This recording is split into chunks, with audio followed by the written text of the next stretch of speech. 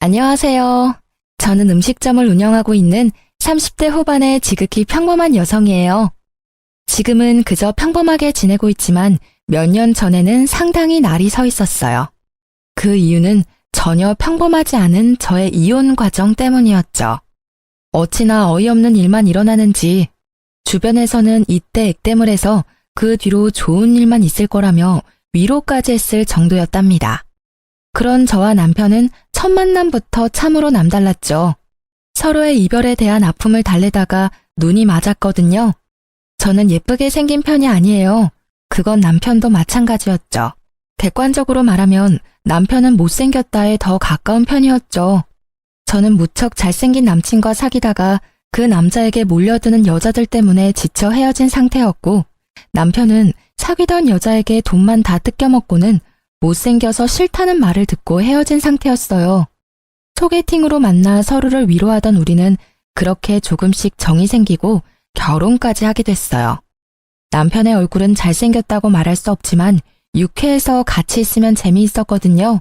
일반 회사원이었던 남편은 결혼 후 제 음식 솜씨로 돈을 벌 수 있겠다 싶었는지 저의 반대에도 불구하고 퇴사하고 음식점을 열자고 하더라고요. 결국 저도 그에 넘어가 음식점을 하게 됐죠. 그때 시모에게 받은 스트레스는 어마어마했어요. 남편이 잘 다니던 회사 때려치게 만들었다며 볼 때마다 절 욕하셨어요. 억울했지만 가게가 잘 되기 시작하면서 그런 말도 잦아들었죠. 그렇지만 저를 향한 못마땅한 시선은 여전했어요. 솔직히 제가 음식점 열자고 한 것도 아닌데 말이죠. 그런데 제가 이혼을 하게 된 건 그런 시모의 행동 때문이 아니에요. 제 이혼 결심의 첫 이유는 남편의 심각한 외모 콤플렉스 때문이었어요. 저는 잘생긴 외모가 밥 먹여주지 않는다는 걸 알고 있었고, 무엇보다 잘생긴 얼굴에 피를 본 적이 있었던지라 외모는 저에게 딱히 중요한 부분은 아니었거든요. 그런데 제 생각을 항상 비꼬아서 듣더라고요. 그러면서 사소하게 부딪히는 일들이 많았어요. 그리고 그 외모 컴플렉스에 정점을 찍게 된 일이 생겼어요. 그건 가게를 찾은 한 손님의 지나가는 말에서부터 시작됐죠. 사장님은 음식점을 할 관성이 아닌데? 근데 음식 솜씨가 이만큼 좋으니 사장님 얼굴도 눈에 안 들어오는군. 손님은 음식이 맛있다는 이야기를 짓궂게 돌려 말한 것이지만 남편은 다르게 해석하더라고요. 그 말이 자신의 외모 비하라고 생각했어요. 솔직히 남편의 얼굴은 30대 초반이라고 하기엔 많이 나이가 들어 보였기에 이해를 하려고 했어요. 그런데 그날 이후로 제게 짜증을 내더라고요. 아, 진짜. 이번에는 진짜 성형 좀 해야겠어. 음식점을 할 관상이 아니라고? 늙어빠진 인간한테 내가 이런 말을 들어야 해? 진정해, 여보. 그냥 듣고 흘려 넘기라고. 장사하면서 그런 것까지 다 신경 쓰면 당사만 더 힘들어. 당신도 내가 바보라고 생각해? 어떻게 그런 말을 듣고 가만히 있을 수가 있어. 당장 나와서 한마디라도 거들었어야지. 손님이야. 밖에서 모르는 사람이 그랬으면 나도 화냈겠지. 그런데 손님이잖아. 자기가 이해하고 넘어가, 응? 아, 몰라. 진짜 짜증난다고. 나 진짜 성형수술 좀 해야겠어. 그렇게 말하는 남편의 눈이 제게 향했어요. 당시에 가게가 힘들어 돈은 제가 관리 중이었거든요. 알았어. 자기는 성형수술이 하고 싶은 거지? 자기가 얼마나 스트레스 받는 건지 알고 있으니까 돈이 좀 모이면 수술해. 그러고 마음이 편하다면 못할 것도 없지. 그렇게 말해주고 며칠이 지났을까? 짜증과 화가 많았던 남편의 모습이 변했어요. 뭐랄까, 그냥 거동이 수상하다고 해야 하나? 계속 제 주변을 맴도는 기분이 들더라고요.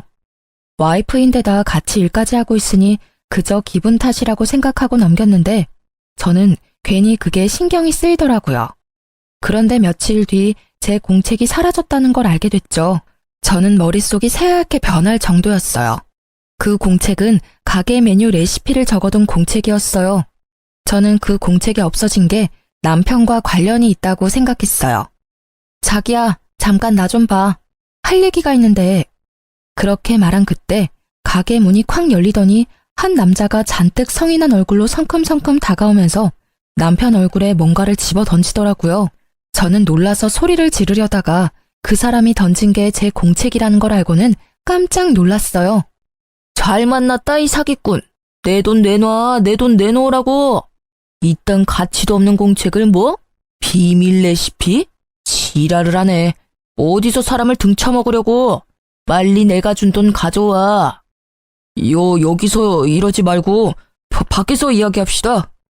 남편은 헐레벌떡 일어나 그 남자를 데리고 밖으로 나가려고 용을 썼어요. 잠시만요.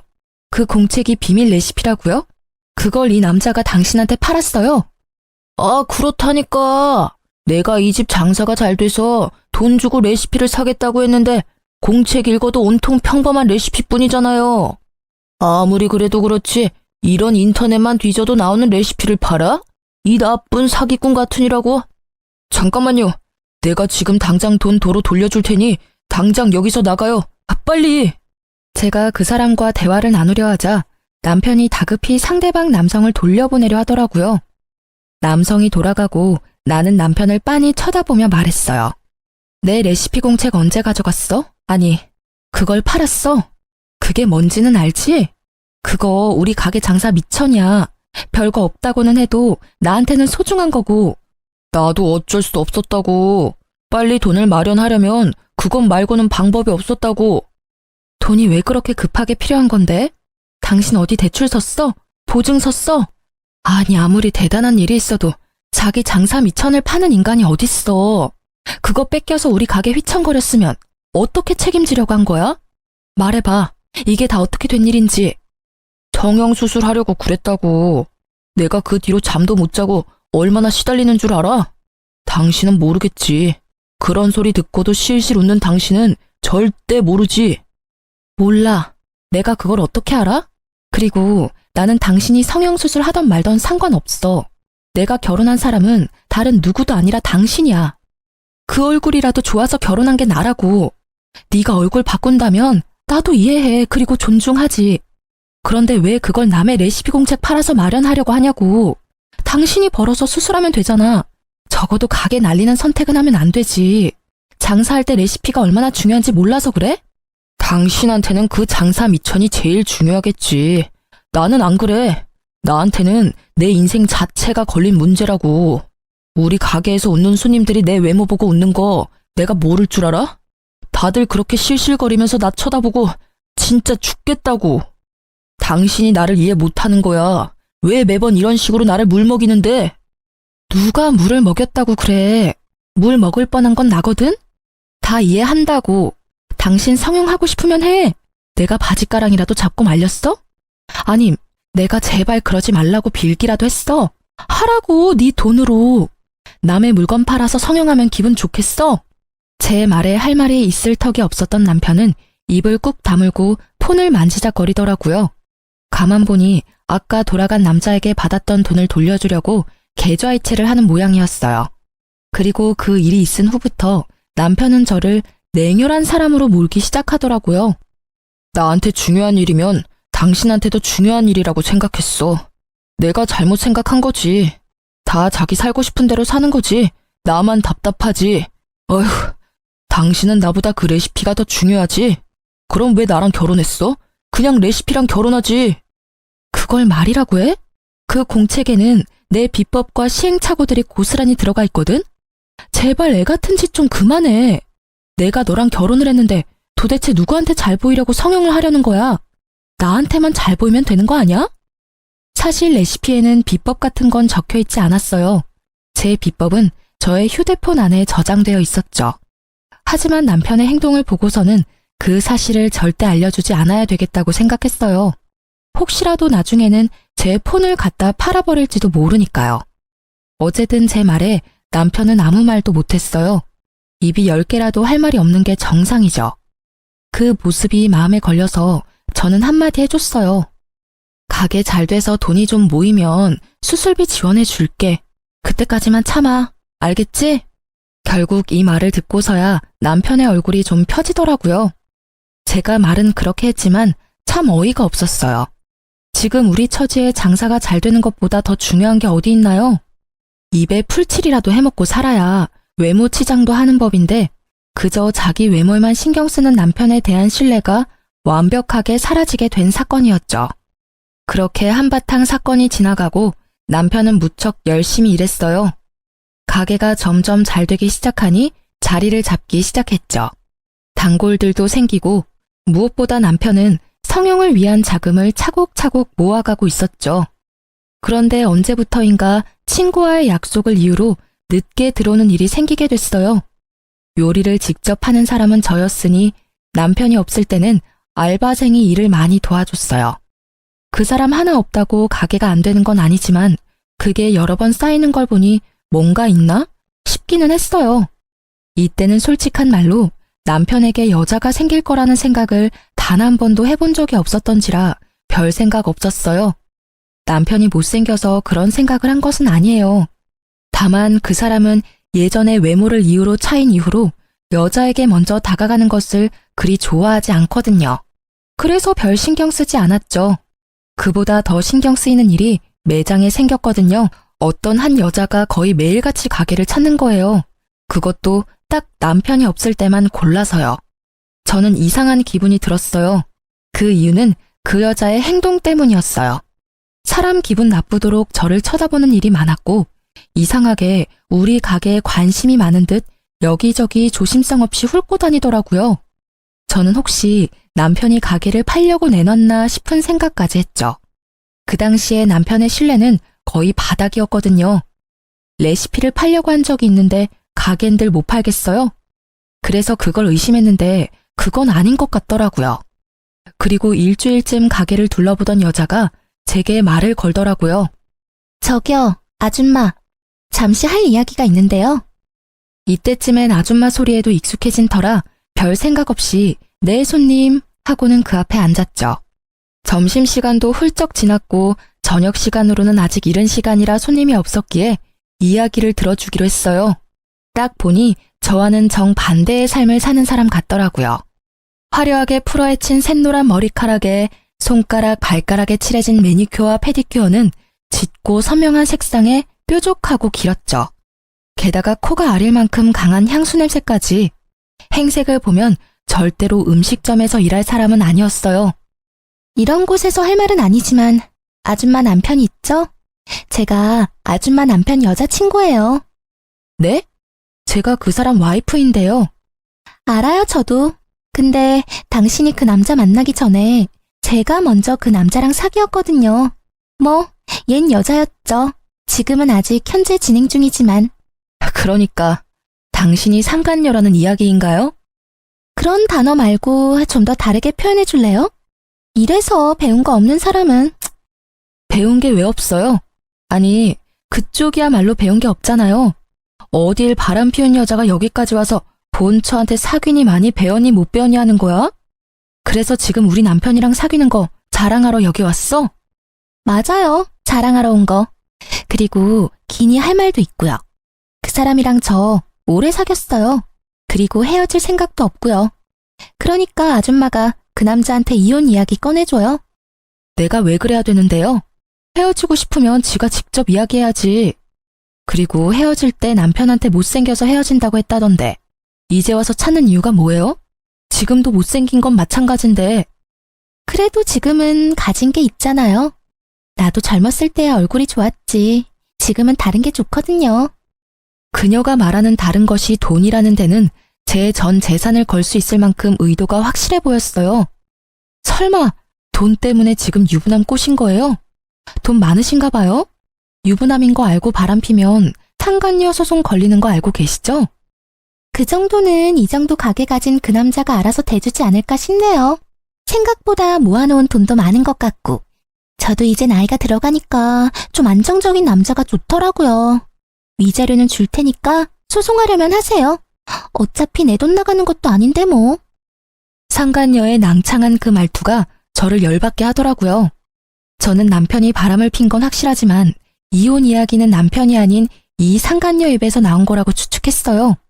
그래서 그날 저녁 집에서 쉬고 있는 남편을 깨워 따졌죠. 당신 상간녀가 오늘 우리 가게 왔었어. 그 여자 하는 말들이 사실이야? 당신이 나랑 헤어지고 싶다는데 당신도 거기 동의한 거 맞아? 그래. 그 여자 말이 다 맞아. 내가 이야기하려고 했는데 계속 망설이다가 결국 이야기하도록 시켜버렸네. 나 그 여자 사랑해. 그때도 사랑했지만 지금도 여전히 사랑한다고. 이야기 다 했다니 나도 편하게 말할게. 제발 나랑 이혼해줘. 그 여자랑 같이 살 거야. 지금 그렇게 덤덤하게 할 말이야? 당신이 지금 어떤 상황에 처한지 모르나 본데 이거 진짜 큰일이라고. 그 여자는 당신을 좋아하는 게 아니라 당신이 이뤄놓은 걸 좋아하는 거야. 당신 돈 보고 좋아하는 거라고. 그 여자가 뭘 했는지 알아? 옛날에는 잘생긴 남자가 좋았는데 지금은 다른 게 좋대. 그게 뭐겠어? 돈이지. 내 여자 모욕하지 마. 그런 소리 했을 리도 없고 그랬다 하더라도 당신이 신경 쓸 바 아니잖아. 그냥 이혼 좀 해줘. 내가 돈을 뜯기든 가죽을 뜯기든 알아서 한다고. 당신 진짜 미쳤어? 그 여자 당신 못생겼다고 찬 여자라고. 그런 여자가 이제 와서 당신한테 사랑을 느꼈다고?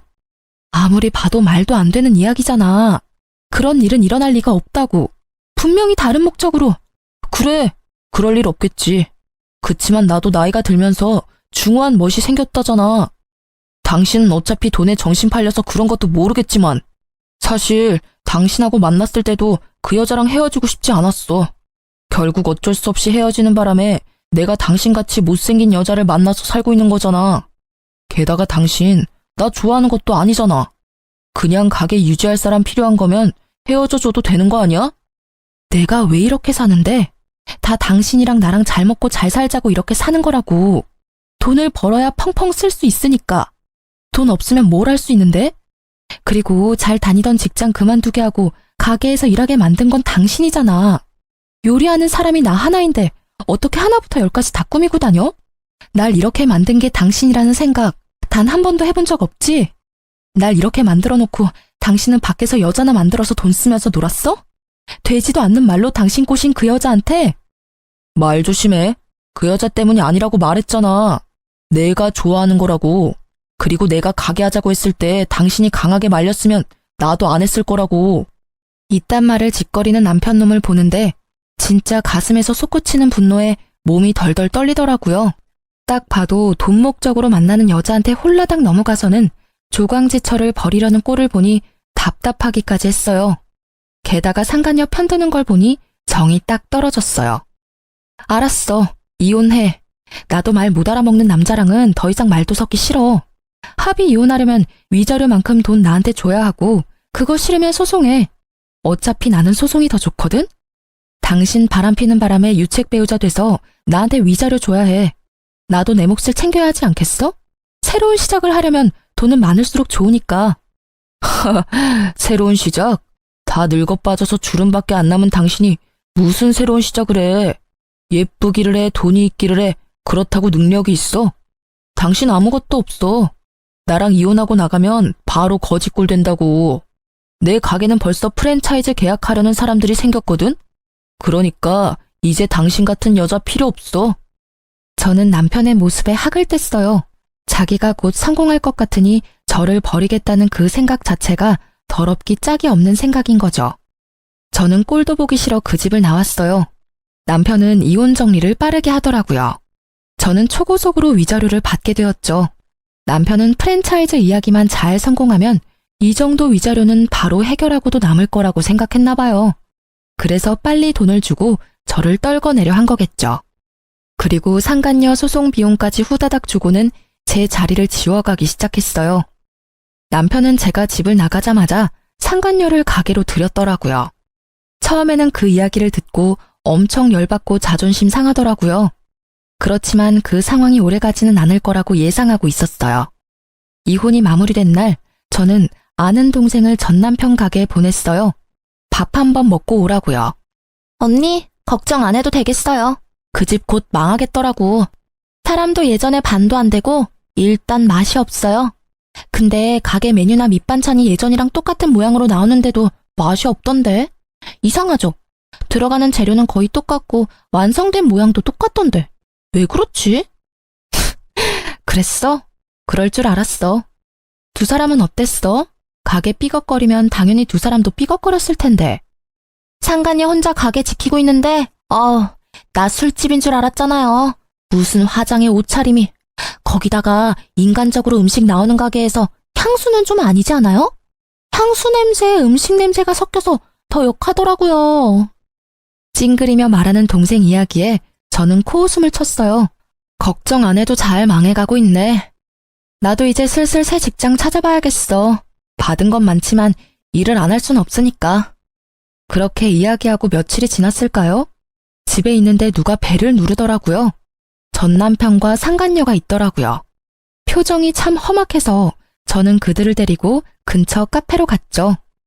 당신 진짜 레시피 어쨌어? 왜 남의 레시피를 자기 것처럼 찾아? 어이가 없네? 나한테 맡겨놓은 거라도 있어? 아니, 우리 음식점 레시피를 왜 당신이 갖고 있냔 말이지. 맛이 다르다고 손님들이 화를 내잖아. 가게에 무슨 짓을 한 건데? 아, 웃겨. 손맛이 다른 거겠지. 그걸 왜 나한테 와서 따져? 레시피 다 알고 있었던 거 아니야? 저번에 레시피 팔려고 했을 때 다 봤을 거 아니야. 제 말에 남편이 무언가를 테이블 위에 던지듯 보여주더라고요. 딱 보니 제 레시피 복사본이더라고요. 역시 제 레시피를 빼돌린 거였죠. 그대로 만들었는데 맛이 없으니까 하는 말이지. 너 나 속였지? 진짜 레시피는 어쨌어? 너 때문에 우리 가게 망하게 생겼거든? 당연히 맛이 없었겠죠. 그 레시피는 반쪽짜리고 제 비법 소스 내용은 제 폰 안에 고이 저장되어 있으니까요. 비법 소스가 없으면 인터넷에 자주 올라오는 레시피일 뿐이거든요. 그러니 점점 손님이 줄어들고 인기가 줄어가는 거예요. 그러니까 그걸 왜 나한테 따지냐고. 레시피도 잘 도둑질해갔으면서 나한테 와서 왜 음식 맛이 다르냐고 묻냐고. 네 가게잖아. 네가 그 이유를 알지 내가 어떻게 하냐고. 전 남편은 제 말에 답을 못하더라고요. 자기들끼리 가게를 하기로 했으면 지들끼리 알아서 해야지. 왜 이혼한 전처한테 찾아와서 이 난리냐고요. 잠깐. 그러고 보니 아줌마가 우리 가게 댓글에 별점 테러한 거 아니야? 맛이 변했다면서 글 쓴 사람들 당신이 사주했지? 이보세요 상간녀 씨. 없는 이야기 지어내는 거 무고죄인 거는 알고 있죠? 저는요. 당신네 가게가 망하든 말든 상관없어요. 어차피 망할 거라는 걸 알거든요. 맛이 다르다는 건 진짜겠죠. 제 레시피 공책은 그거 하나만 있는 게 아니거든요. 그러니까 그쪽 분들은 반쪽만 갖고 있는 거죠. 예의도 없이 계속 반말하는 상간녀의 말에도 저는 최대한 이성을 유지하려 했어요. 그런데 상간녀의 말에 이성이 뚝 끊기더라고요. 이거 봐. 진짜 레시피 숨겨놓고 안 준 거네. 이 사기꾼 같은 년이 그걸 훔쳐갔어? 그거 우리 가게 레시피거든? 말은 똑바로 해야지. 너희 가게? 웃기고 자빠졌네. 그게 왜 니네 거야? 내가 알아내고 내가 연습해서 얻어낸 게 왜 니네 건데? 그리고 너 그 가게에서 네가 한 일이 뭔데? 너가 그 가게에서 한 거라고는 레시피를 팔고 바쁜 시간에 상간녀 만나서 히덕거리는 것뿐이었거든? 그런 주제에 감히 레시피를 내놓으라고? 이 정신 나간 것들이 바쁜 사람 불러내서는 말 같지도 않은 말을 짓거리고 난리야. 그리고 그렇게 열받으면 법대로 해. 내가 만든 레시피가 내 것인지 바람난 너희 것인지. 제가 나중에 알아보니 상간녀가 요리를 못해서 주방장을 들였더라고요. 그것도 인건비가 낮은 경력이 얼마 안 된 어린애를 고용해서 제 레시피대로 만들도록 지시했답니다. 당연히 반쪽짜리 레시피를 만들다 보니 음식 모양은 똑같은데 맛은 떨어지는 일이 발생했던 거죠. 나한테 와서 따지지 말고 사랑하는 두 분이서 알콩달콩 맛있는 음식 개발에 집중하는 게 어때? 아, 사랑 노름에 빠져서 가게는 눈에 들어오지도 않지? 근데 분명히 나랑 이혼하면서 프랜차이즈 문의 왔다고 하지 않았어? 잘 되고 있는 거야? 뭐 여기까지 와서 나한테 이렇게 따지는 거 보면 말 안 해도 뻔하지. 저의 한껏 비꼬는 말에 전 남편은 답도 못하고 노려보기만 하더라고요. 그러게 마음을 좀 곱게 썼어야지. 너 마음 가는 대로 행동한 일이니까 네가 다 감수하는 것도 당연한 거야. 다 예상하고 이혼하자고 한 거 아니야? 끼지도 않아 정말. 다음부터 이런 이야기 할 거면 불러내지 마. 저는 냉정하게 말했어요. 두 사람이 제게 온 이유는 알겠더라고요. 장사가 잘 안 되니 어쩔 수 없이 저를 찾아온 것 같아요. 레시피가 있으면 강탈해 갈 생각도 했었던 것 같고요.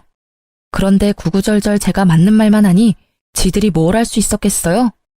그렇게 제 말이 끝나자 부글부글 끓고 있던 상간녀가 폭발하듯 소리치더라고요. 처음부터 레시피를 네가 개발한 것도 아닌데 날 속였어?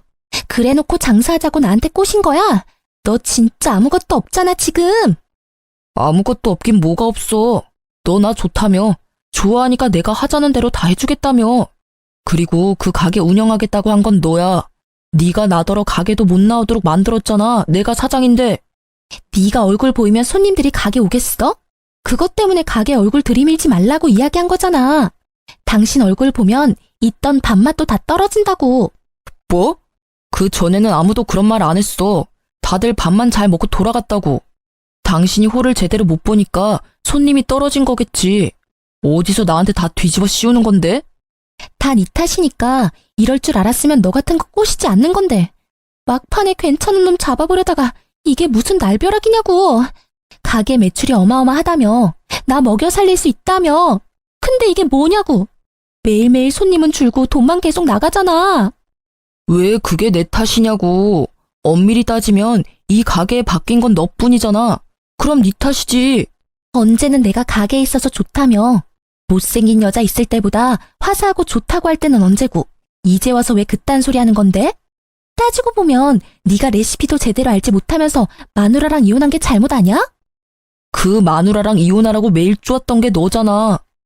두 사람의 대화를 들으니 얼마나 웃긴지. 저는 마치 개그 프로그램을 보는 것처럼 느긋하게 구경해줬어요.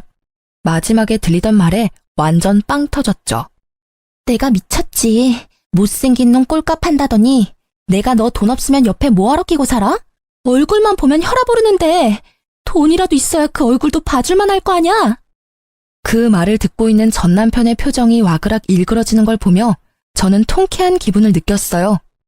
그래, 상간녀랑 사귀면서 그렇게 싫어하던 외모 지적 많이 받고 살겠네 하는 생각이 들었거든요. 나중에 오며 가며 슬쩍 봤는데 가게는 텅 비어 있었고 두 사람이 같이 있는 날은 거의 없더라고요. 거기에는 전 남편 혼자만이 자리를 덩그러니 지키고 있더라고요. 저는 그걸 보며 이혼 소송이 빨리 마무리돼서 천만 다행이라고 생각했어요. 가게가 저런 꼴이었으면 돈도 안 줬을 테죠. 그나마 가게가 잘 될 거라고 예상하고 그 이득을 나누지 않으려고 빨리 위자료 준 게 저에게는 도리어 이득이었죠. 저는 이제 새 삶을 찾아야 했어요. 예전에 일했던 회사로 돌아가기에는 제가 너무 멀리 와버렸고 제 레시피가 아깝기도 했거든요.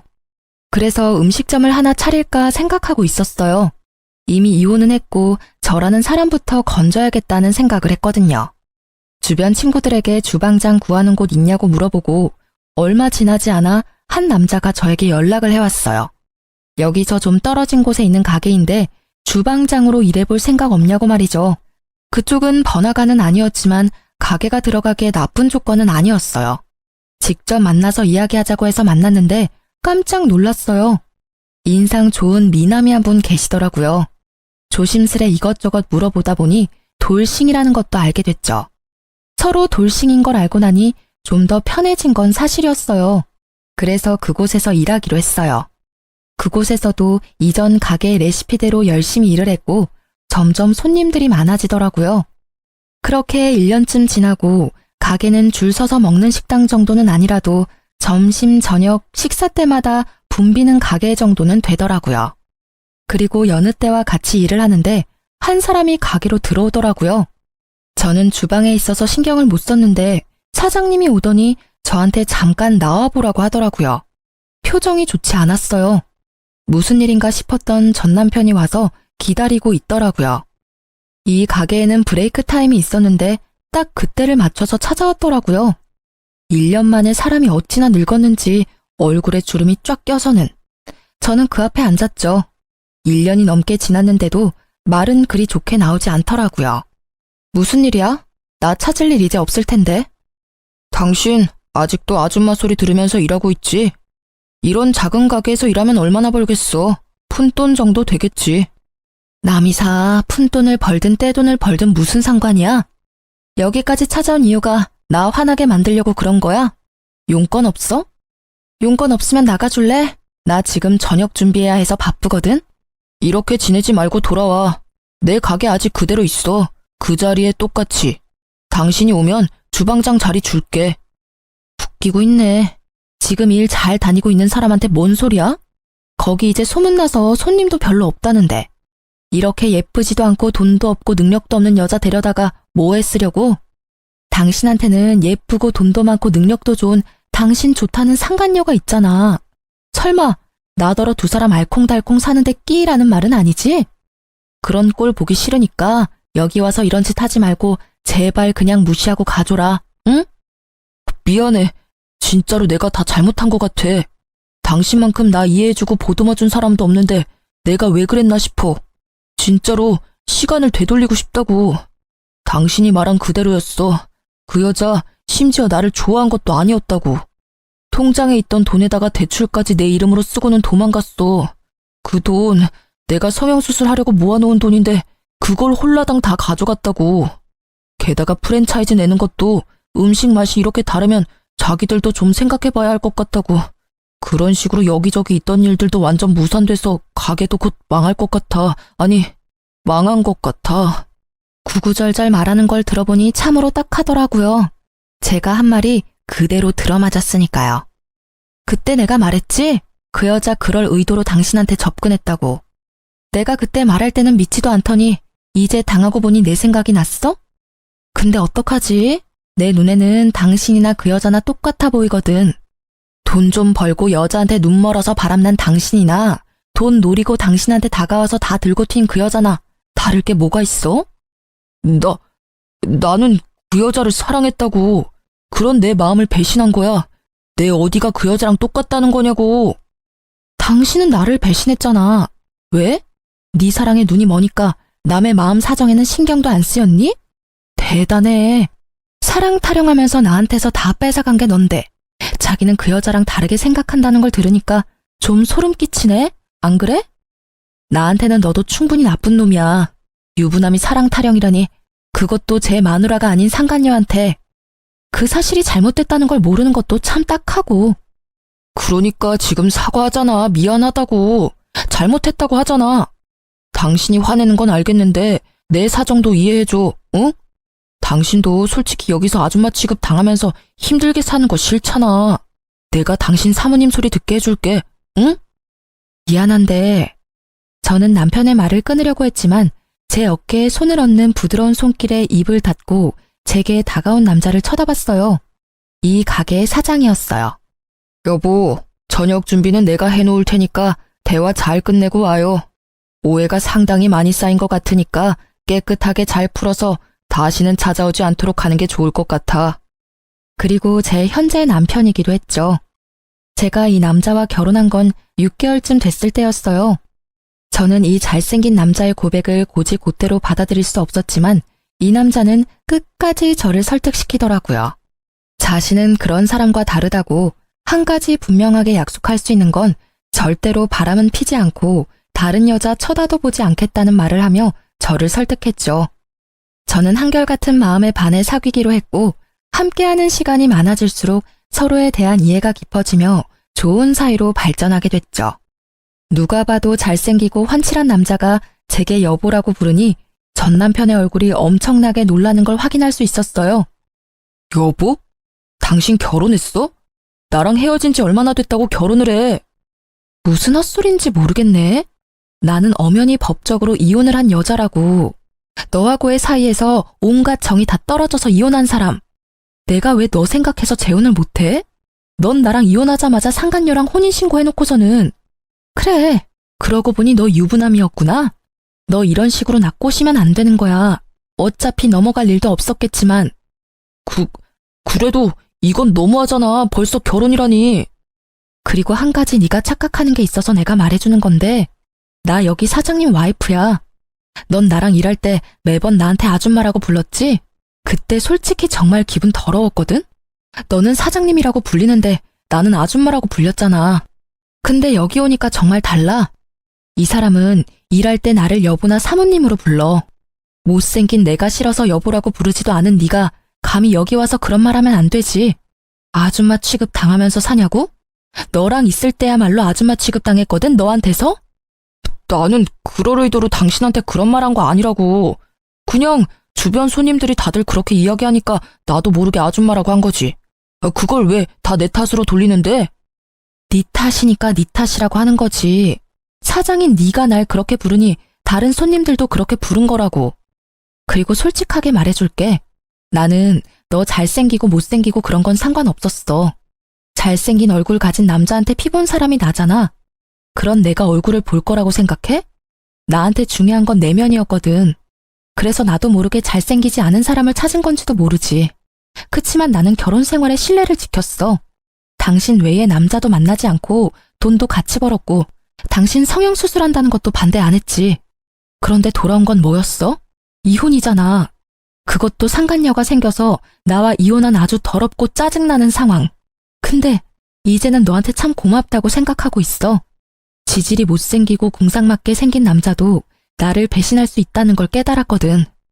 그렇게 헤어지지 않았으면 이렇게 잘생기고 다정한 남편도 만나지 못했을 테고. 못생기고 궁상맞게 생겼다고? 너 지금 말 다 했냐? 내가 외모 지적하는 거 싫어하는 거 알면서 그런 식으로 나한테 비꼬는 거야?